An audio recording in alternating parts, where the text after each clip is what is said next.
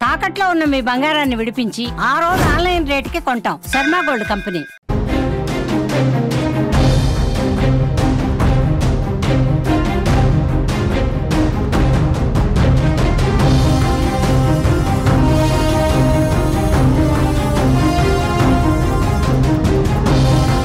భారత్ యుద్ధ వాతావరణం నెలకొన్న వేళ పాకిస్తాన్ కు భారీ ఎదురుదెబ్బ తగిలినట్టుగా తెలుస్తోంది. యుద్ధ భయంతో పాక్ సైనికులు అధికారులు ఉద్యోగానికి రాజీనామా చేస్తున్నట్టు వార్తలుస్తున్నాయి. 250 మందికి పైగా సైనిక అధికారులతో పాటు 1200 మంది సైనికులు కూడా రాజీనామా చేసినట్టు ఓ ప్రకటన వైరల్ అవుతోంది. కానీ ఈ వార్తలను ఇప్పటి వరకు పాకిస్తాన్ సైన్యం కానీ పాక్ సర్కార్ కానీ అధికారికంగా అయితే ధృవీకరించలేదు.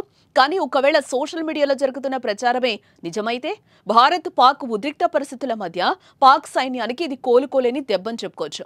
ఇప్పటికే భారత్తో పోల్చితే పాక్ సైన్యం ఆయుధాలు చాలా తక్కువ. ఇలాంటి సమయంలో సైనికులు ఉన్నత అధికారులు ఉద్యోగాలకు రాజీనామా చేయడం అంటే ఆ దేశానికి పెను సవాల్.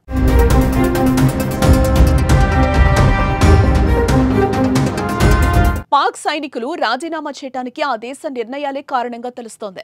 పాక్ సైన్యంలోని కొందరు వ్యక్తులు ప్రస్తుత పరిస్థితుల పట్ల తీవ్ర అసంతృప్తితో ఉన్నారని, అందుకే వారు తమ పదవులకు రాజీనామా చేసినట్లు సమాచారం. మరి కొందరు భయంతో కూడా రాజీనామా చేస్తున్నారు. ఇప్పటికే ఒకవైపు బలూచ్ లిబరేషన్ ఆర్మీ పాక్ సైన్యం షెహబాజ్ షరీఫ్ సర్కార్పై గుర్రుగా ఉంది. తరచూ బలూచిస్తాన్ ప్రావిన్స్ లో దాడులు చేస్తూనే ఉంది.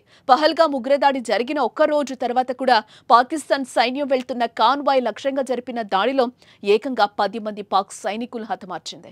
ఓవైపు బలూచ్ లిబరేషన్ ఆర్మీతో ముప్పుండగా ఇప్పుడు పహల్గామ్ దాడి తర్వాత పాక్ పై ప్రతీకారానికి భారత్ సిద్ధమవుతోంది.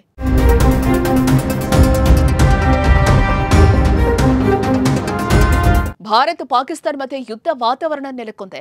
ఇరు దేశాలు సరిహద్దులో సైన్యం మోహరింపును పెంచాయి. ఉగ్రదాడి ఘటనకు కారణమైన పాకిస్తాన్ కు షాక్ ఇచ్చేలా సింధు జలాల ఒప్పందం సహా పలు కీలక నిర్ణయాలను భారత్ తీసుకుంది. దీనికి బదులుగా సిమ్లా ఒప్పందంతో పాటు భారత్తో కుదుర్చుకున్న అన్ని ఒప్పందాలను పాకిస్తాన్ సస్పెండ్ చేసింది. దీంతో కశ్మీర్లో కాల్పుల విరమణ ఒప్పందం రద్దయినట్లయింది.